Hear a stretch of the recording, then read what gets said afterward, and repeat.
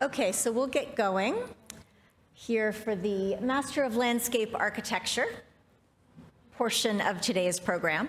So just to begin, my name's Elise Shelley. I'm an associate professor here at Daniels and the director of the Master of Landscape Architecture program. I'm also a practicing landscape architect. So just to give you a little bit of background about me, I completed my undergraduate degree in architecture and went on to pursue a master's degree in architecture. And if you'd asked me about what landscape architecture was at that point in my life, I probably couldn't have answered you. I was in my first year of grad school in architecture, and I was being asked to manipulate topography and hydrology, but I didn't feel fully equipped to do so. I felt like it was really superficial and viewed in a very architectural way. So I decided I'm going to apply to the MLA program because it'll make me a better architect. However, I got into the MLA program and I quickly discovered an entirely new world, one that was full of dynamic systems, seasonal cycles, evolving urban contexts, and this forever captured my passion for creating space. Because experience isn't static. Designing spaces that actually embrace and even instigate change is very challenging. More challenging than architecture, I would argue. So while I look back on my architectural education as really grounding me in ideas and principles of space, really the knowledge that I have now as a landscape architect allows me to create spaces that have an entirely different language and an entirely different material palette. Earth, water, plant material, vegetation, all of these things are the things that we're working with every day. The aspect of time also becomes a really important component of our work because elements weather, age, seasonally fluctuate, and every new time you visit a space, the experience is different. So this is something that I think is incredibly unique to the profession of landscape architecture. And no matter what scale you're working at, whether it's a garden or something much larger. In landscape, you can't escape the fact that the work we do is part of something larger, part of systems that operate beyond the scale of the site, regionally and even globally in terms of climate resilience. So as landscape architects, we have an amazing power and responsibility as designers. And I really believe that this discipline is a way forward where we can really enact great change for the future. So on that, how do we do that here? So the MLA program at the University of Toronto is a professional's master's degree. It's an accredited program, obviously at a university that's ranked fairly highly and in a city that's pretty interestingly internationally connected. Even though I talked about my background being in architecture, we actually welcome students who have no design background at all. We're very interested in having people from all sorts of different fields so that we can really have the conversations that we have in classes be incredibly robust in terms of how they begin to embrace all types of different topics.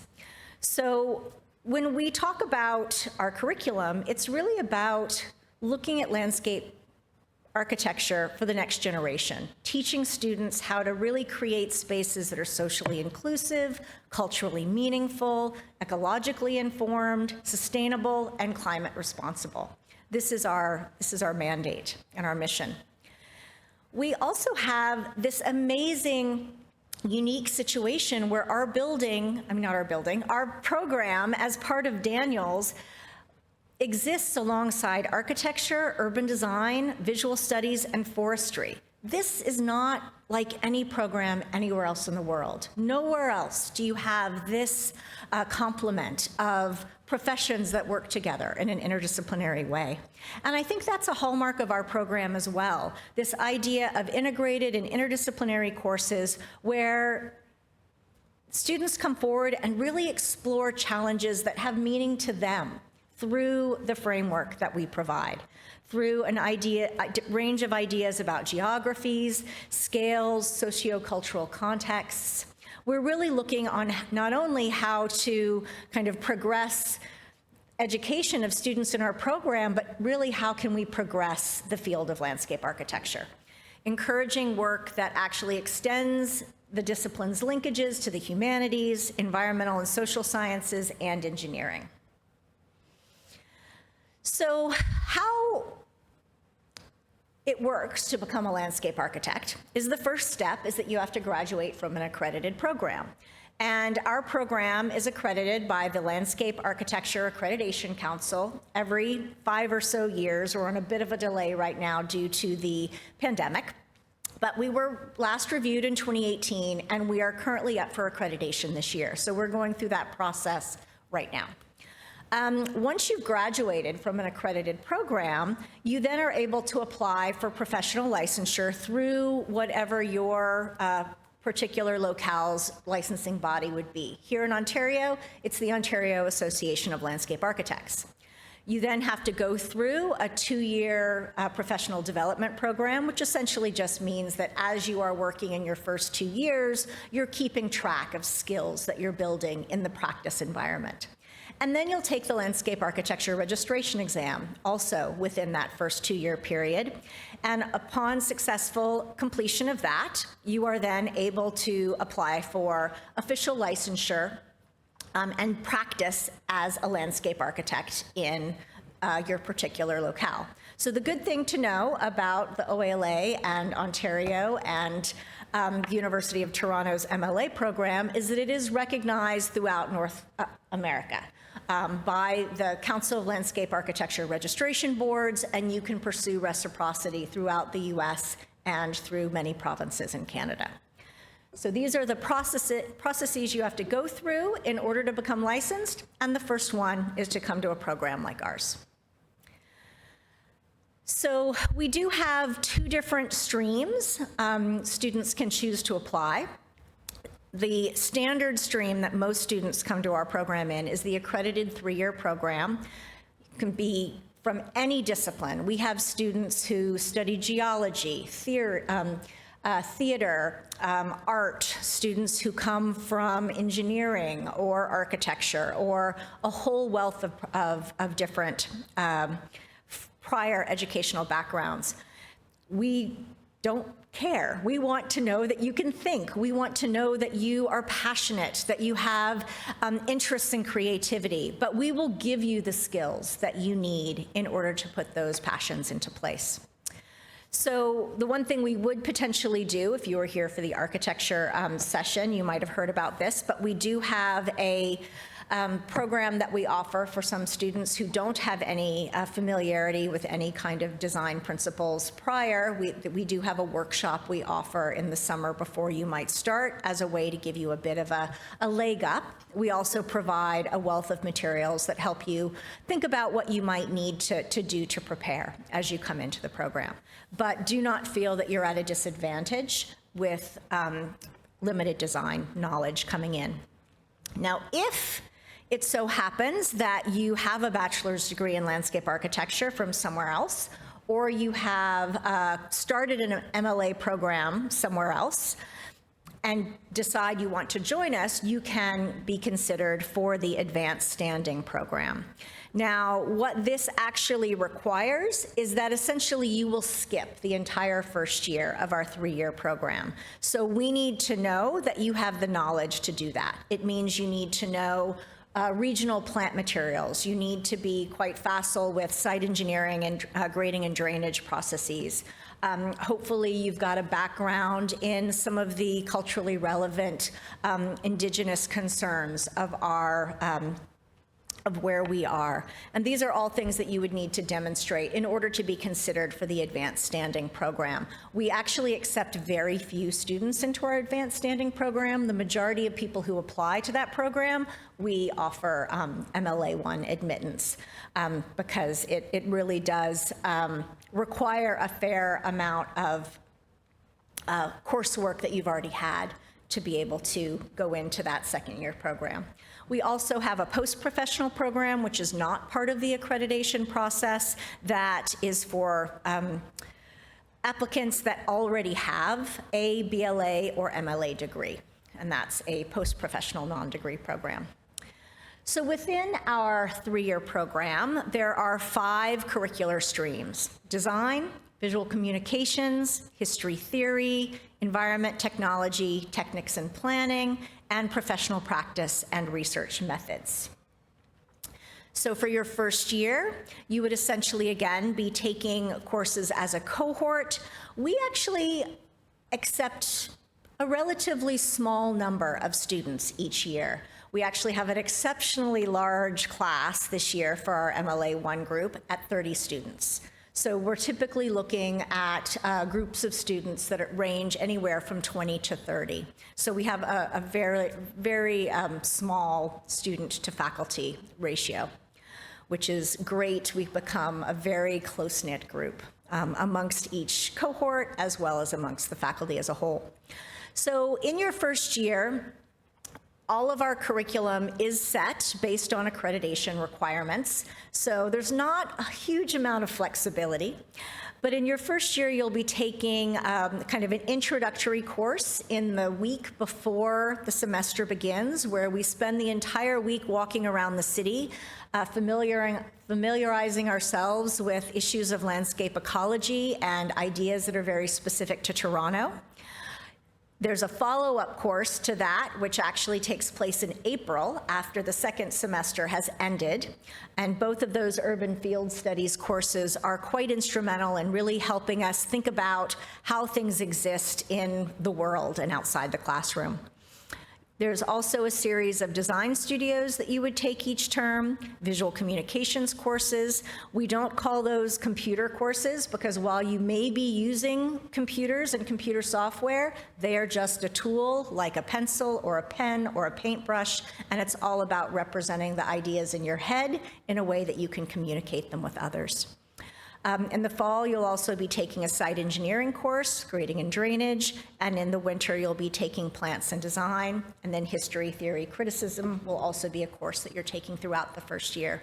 So it's really a very broad introduction to an incredibly diverse field. And one of the things, as I mentioned, not only are we really excited to welcome students who are from different academic backgrounds, we're also very excited to welcome students from many diverse backgrounds. That was one of the amazing things that did happen while we were in our online mode during the pandemic, is we really had the opportunity to kind of embrace the fact that people were studying with us from all over the world. And so it's really exciting to have students come into the program. As I mentioned before, most people don't know what landscape architecture is or have a very maybe limited idea of what it might be. It's not one of those fields you necessarily hear about as you grow up the way you do maybe with architecture or other things. So learning how to begin to apply different ideas about natural systems, how we begin to work within those, how we begin to think about the fact that we need to manipulate materials in the world around us in order to actually enact change and create more resilient spaces that enhance our diversity, that increase our ability to ensure survival of species of all types, human and non-human. These are really important conversations we have in the first year. And the studio courses, again, while they're a very intense situation where we're excited to all be together and to be working in the studio space upstairs, if you've not seen it already, these are really great opportunities to have incredible conversations. And again, one of the courses that you'll take in your first year is one that's very much rooted in ideas of culture. How do we design for cultures that are not our own? And that becomes increasingly important as we work as a profession and as a people to address the truth and reconciliation calls to action. And that becomes a very specific focus in our second semester. So all of the things that you're seeing in front of you are things that students learned how to do in their first year. And so it's completely within everybody's capabilities. In the second year, we have a great opportunity to have what we really see as one of our opportunities for integration and interdisciplinary conversation. So the Design Studio 3, over the course of the last decade or so, has been conceived of as a joint offering or a combined offering, let's say, where architects, urban design students, and landscape architecture students all are taking a course that is co-taught by a series of professors from each faculty. And it's not in any way taught as a means of blurring the lines between these disciplines, but in fact, it's actually taught in a way to highlight the distinct expertise that each of the different groups brings to the table, and to help create an appreciation for that, because as students graduate and go work and practice, you'll discover that it is an increasingly interdisciplinary and cross-disciplinary world in practice. So it becomes a really important foray into those kinds of conversations where we can begin to understand how we can work together with others. Courses in contemporary history and theory, materials, assemblies, technologies, and landscape ecology round out the fall term. The design studio in the fourth term is actually considered a comprehensive building studio where we look at issues that start at the regional scale but manifest at the detail level. We're continuing to work on our visual communications, working with ideas about GIS and complex modeling strategies, landscape hydrology.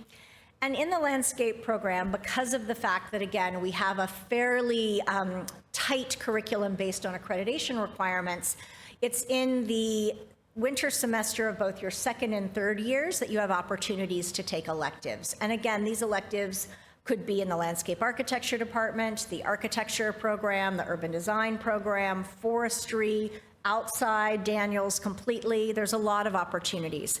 And one of the interesting things that we've been able to create in the last few years is a collaborative specialization with the School of the Environment, where you can do a kind of certificate program in environmental studies or environmental health. That's an opportunity that you can pursue with those elective courses. There's also, while we don't officially, as part of the MLA program, host courses during the summer, there are summer opportunities, both in terms of coursework you might be able to take through forestry or other opportunities such as global studios that run during the summer or design build situations. And those you would have the chance to take in your second or your third year. So again, these are some of the projects that are at the much larger scale that happen in the Integrated Urbanism Studio. Again, looking at issues that have to do with climate resilience, but also how those come to bear on social justice. Sometimes working in groups, sometimes working in more targeted ways. And it's a really exciting way, not only for the work that the landscape architects do to be kind of seen throughout the faculty, throughout the Daniels faculty, but also there have been other opportunities where this work has actually gone beyond Daniels completely and been published and recognized in international venues. We have a lot of interesting design build opportunities that are happening both within and around our building as well as beyond, be that the GRIT lab, which is the green roof testing lab that we have upstairs. There have been several projects that have been built by students and faculty at places such as the Jardin des Métiers, and all kinds of interesting experimental research that's happening not only through, say, the forestry program, but other opportunities that exist through faculty research. So the third year of the landscape program starts off with courses looking at research methods and advanced visual communications. These are actually courses that are set up to be helping you prepare for your thesis project. And meanwhile, you'll also be taking an advanced site technology course and potentially a studio that could be in the landscape program, but this is another opportunity where we really try to create interdisciplinary options. So the option studios, you would have choices between architecture, urban design, or landscape architecture. For the first year, we've really been able to reintroduce ideas of study abroad research potentials. Actually, I don't really mean study abroad, but studios that actually have trips abroad. We actually just finished our reading week And a lot of the option studios traveled to different places. We had students that went to Washington, D.C. We had students that went to Arizona. We had students that went to Zanzibar. So there was a lot of amazing travel that took place as part of these research studios. And that's something that, again, we're really trying to make more and more opportunities possible now that we're able to travel a bit more freely again. So in the final semester, you're working on your thesis. You're also taking a professional practice course and an elective that hopefully complements your thesis. But thesis in the MLA program is quite different from the architecture program. It's one, we have a smaller faculty and we have less students. So the process is essentially one of kind of balloting, where you will be selecting your faculty choice from a group of faculty that will be advising thesis that year, and based on the work that you will have done in the research methods class, you'll actually be paired with a thesis advisor that you will then work with for the winter term. And you will be working with them one-on-one in the context of a project that you have created. You will be choosing the site, you will be bringing forward the research, you will be bringing forward that research question. And it's been described to me as something that at this point, it is this real kind of extension of the passions that brought you to this program in the first place. How can you really think about your thesis as something that is a labor of love that really helps culminate your time in this program, but really resonates with all the reasons you might have joined the program to begin with? So, some of the opportunities that students have taken advantage of in the past in terms of option studios. What's so great about these studios is that they really do help set the tone for the research work you might be doing as a thesis. The thesis work, again, can be focused in many different locations on many different types of problems. It's really about what you are interested in and how you begin to work on that with your thesis advisor. So those are really exciting projects that if you have the opportunity, you should certainly come in April and take a look at that work to see how the students have kind of brought that to the end of their 3 years. So one of the things that's really exciting is the space that we're in and the space that exists around it. The number of times I've taken students around this building, it's one of the places we begin in the field course in August to really talk about how this building itself and the design of this site is a living laboratory.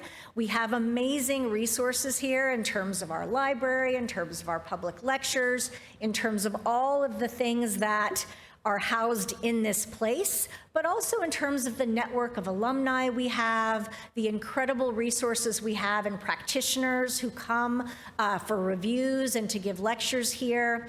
We have, again, I mentioned the Grit Lab, the kind of incredible workshops we have.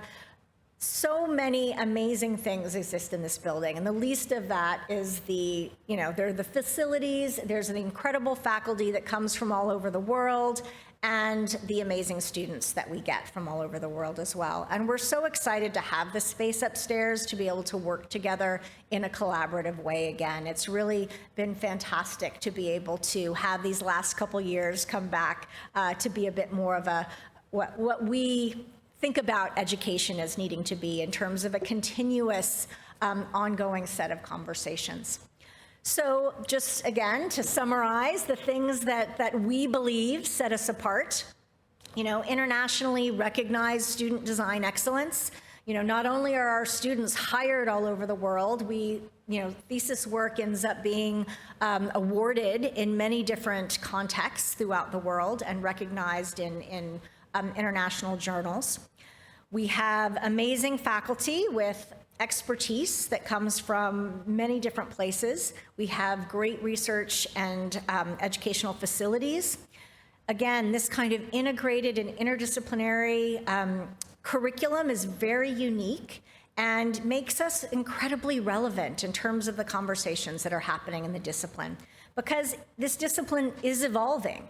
As issues come forward in terms of climate change, it was more and more we're talking about, the relevance of parks and public spaces when we were, kind of cut off from people for a while there. All of these things are coming to bear on our profession, and it's incredibly important for us to stay current, to continue to evolve, and to really begin to engage with all these regional and global issues in our professional contexts. So again, we're a fairly small program, 25 to 30, usually for each of our cohorts. It's a supportive learning environment because we're so close-knit. I mean, it's competitive in the fact that everyone is working so hard once they're here, and it's because just everyone wants to be able to do their best work, and it's an exciting place to be for that. Again, the diversity here, not only in terms of our student body, but in terms of the opportunities that one has to study in all of these different programs that Daniels house, is a really exciting thing. And just being in Toronto, global hub for design, incredible community of professionals that are engaged in our program. As I mentioned, lots of our students go on to work all over the world. While we don't have official internship programs, as director, I'm continually being emailed with opportunities that exist, and I just forward those emails on to the student body. So there are lots of opportunities to work, again, internationally with internships during the summer, and lots of people that we can connect with based on either our relationships through alumni or through the kinds of networks that the faculty has as well. So it's a really exciting place to be. Lots of time left, I believe, for questions. If you have any, I'm sure that if you have any that are very specific to admissions, you can direct them to Alex, who is a fount of information. Otherwise, things about the program, I am happy to address as well.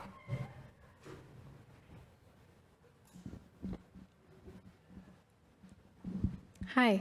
What would be your advice to someone who's deciding between this program and the Master of Architecture program, especially differences in areas of like creativity and employment opportunities afterwards? Well, I would definitely not say there's any restriction in terms of employment. The fact that there are actually less landscape architects, I think actually makes us highly employable. So that is a very positive thing. It really comes down to what you are passionate about. As I mentioned, I started out in architecture. That was what I had tunnel vision. That was what I was going to do. It was what I wanted to do since I was 10 years old. But it's because I didn't really know what else there was out there in terms of urbanism, in terms of landscape architecture. And it wasn't until I really started learning more about topography and hydrology and how weathering and materials in the landscape actually change through time, the seasonality of plant material, that I really began to realize that there's a whole dynamic language in landscape architecture that I don't think exists quite the same way in architecture. And to me, that's what makes it challenging, because you're not only just designing for when the project is installed. The trees are tiny usually at that point. You're designing for 20 years, 50 years down the road, because that's when we're actually looking at the carbon footprint of mature trees start to make a difference. So it becomes a really interesting profession in terms of how time factors in. And all I can really say is it's worthwhile to go to some of the reviews and to go up into the studios and talk to some of the students that are there now. Again, architecture might feel more familiar because it's something maybe more known, but spend some time looking at some of the work on our social media outlets and coming into some of the programs, some of the events and things that we have, especially reviews coming up in December, because it is a completely different world, landscape architecture. And it is fascinating for me watching the new group of students that's just joined. And I would say about 50% of them come to us from a background in architecture. And they're very quickly discovering that it isn't the same. That it isn't, while maybe there are spatial principles that are the same, there maybe is a process that is similar, the outcomes and the kind of exploration is quite distinct. So it's hard to advise. I think you just have to think about what your passions are and what you're really excited about, and go and see some of the different work and see what resonates. Thank you.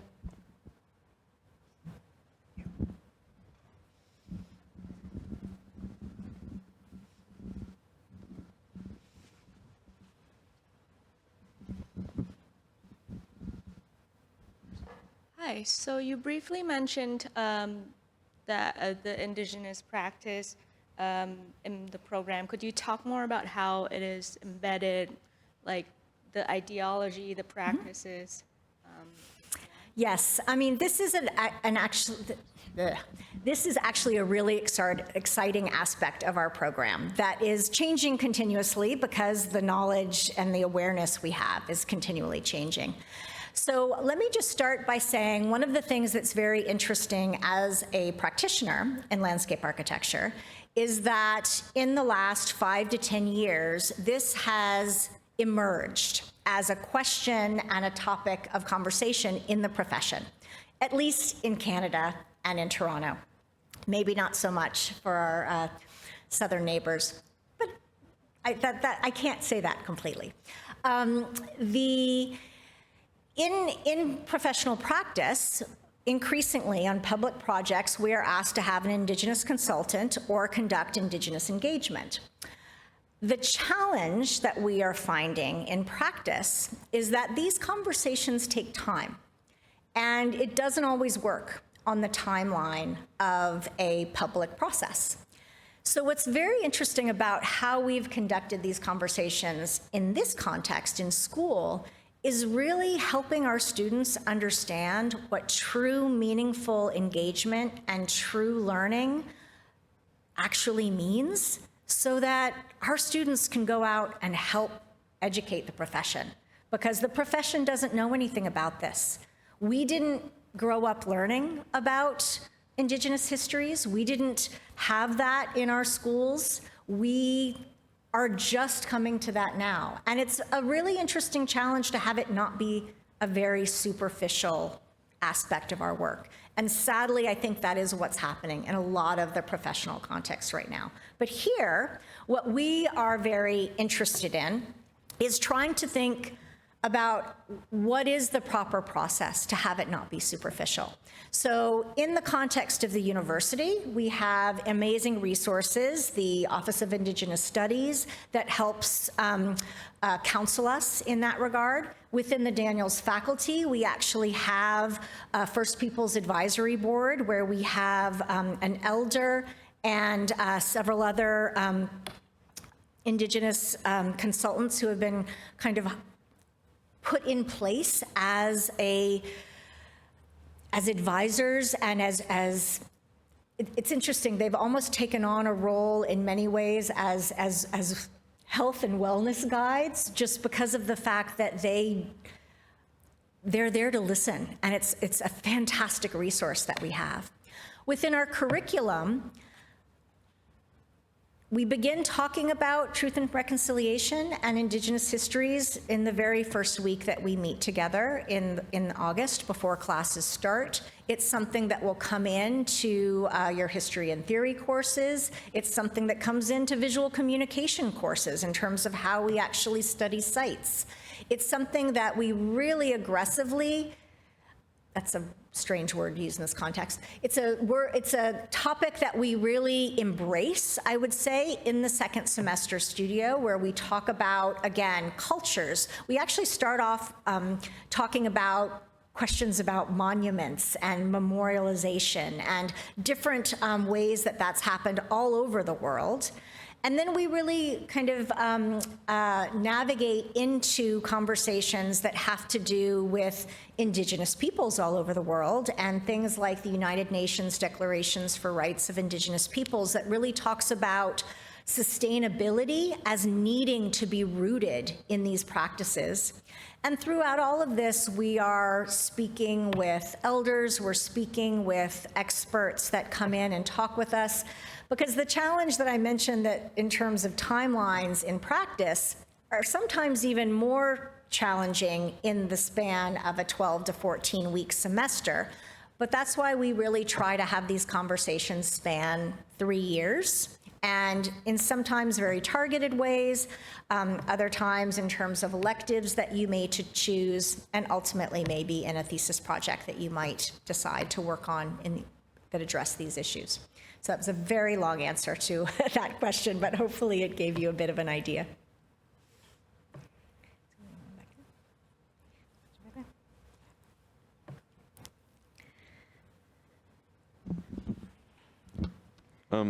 First of all, thank you for your time today and for sharing everything.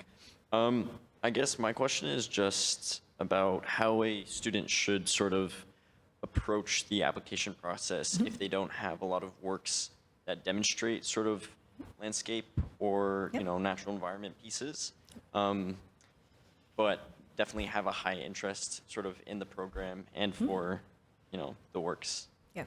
What I would say in that regard is a lot of it comes to your statement of interest and how you can really express those ideas and interests through that. And then in terms of the portfolio,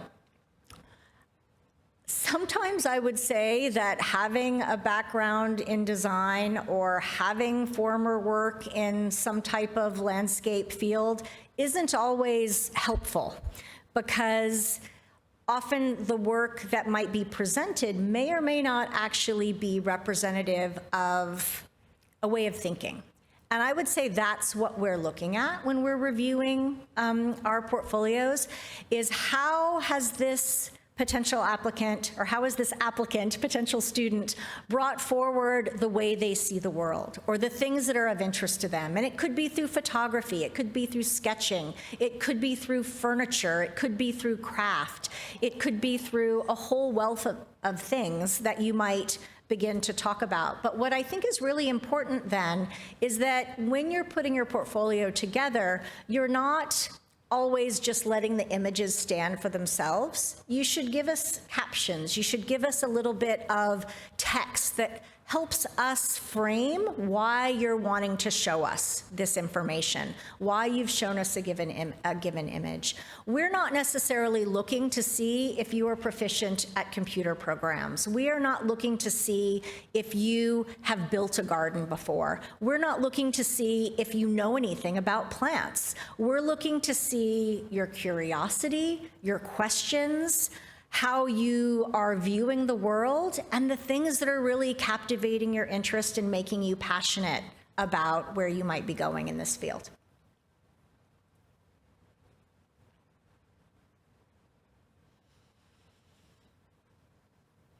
That's it. It's all clear. There we go.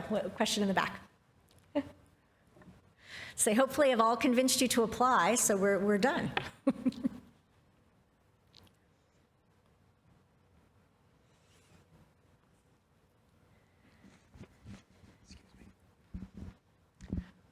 I'm a student at TMU studying geographic analysis, which mainly looks at stats and GIS.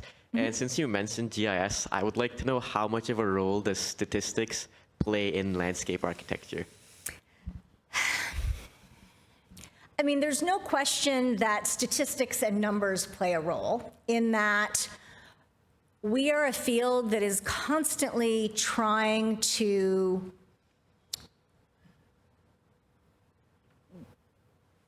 bring ourselves up to a kind of consideration with engineering and other realms that are very metrics-based.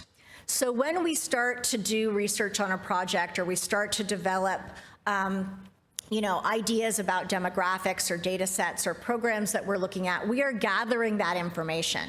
What we're doing with it is probably slightly different than what you might be working with in your current field, where we're trying to figure out how to use this material to make a graphic argument, or ultimately set up a strategy for how to redesign a place based on these statistics and this information. And then ultimately, we might be looking at those statistics to help us begin to talk about the value that our role and our projects and our profession can have. You might be interested to look at the Landscape Architecture Foundation's website, where they have a series of projects that they showcase called case study investigations, where the entire premise of this gathering of material is to basically prove how landscape architecture has impact, measurable, statistical, data-based impact at an ecological, environmental, and ecological, social, and economic level. So absolutely, it's material that is rooted in our work. And, again, that would be, if the work that you've done and what you've studied so far has left you wanting a way to put that statistical work into action in terms of change making, then landscape architecture could be a great place. Thank you.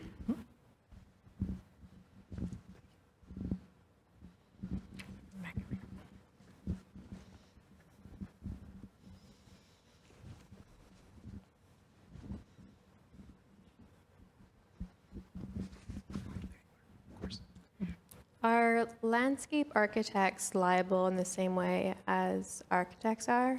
Because we're also a professional organization where you have to be licensed, we will ultimately have to carry liability insurance the same way that architects do. Just like in architecture, where you're not allowed to call yourself an architect until you have a stamp and seal, landscape architecture works exactly the same way. So, landscape architecture is a discipline that kind of broke off from architecture in North America in the mid-1800s, essentially when Olmsted started designing Central Park. Olmsted, who was not a landscape architect, but a gardener, and his work with Calvert Vaux, who was an architect. And so much of the regulation of the profession is along the very similar lines as within architecture, because their kind of origins came from the same place. That's why so much of the process of becoming licensed is about proving that you've had the proper kind of technical education, demonstrating your abilities in a professional context, and then ultimately putting that to test in a number of registration exams. Thank you.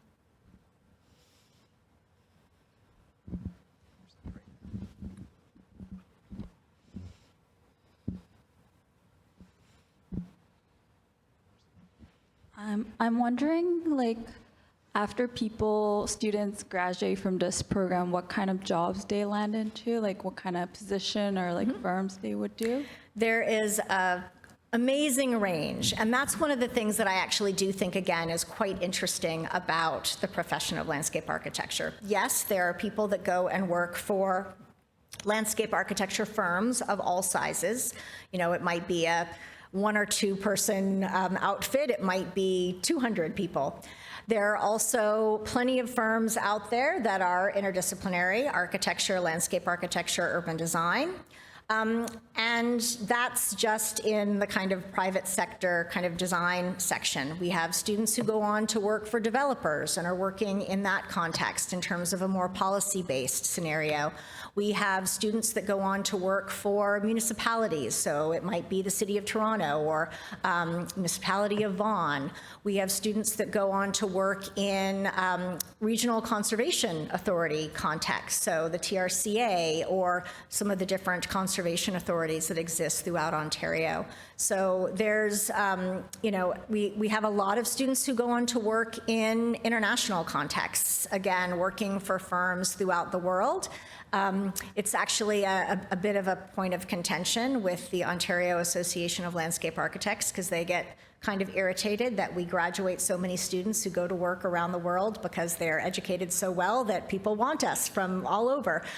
Often, students end up returning back here if this is home. But again, that's what it goes to show you that a degree from here can actually open a lot of opportunities, not only in public or private sector, but again, in the realm of arboriculture or a kind of more botanical direction, again, working in more of an environmental design realm.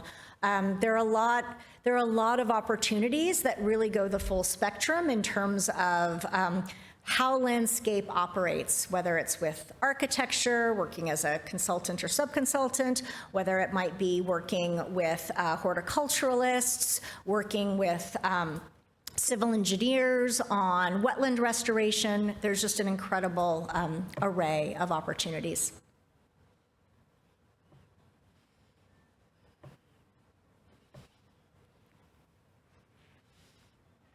All right. Thank you very much. If you have individual questions and want to come ask me, feel free. Great. Have a great day and hope to see all of your applications. Thank you, Elise.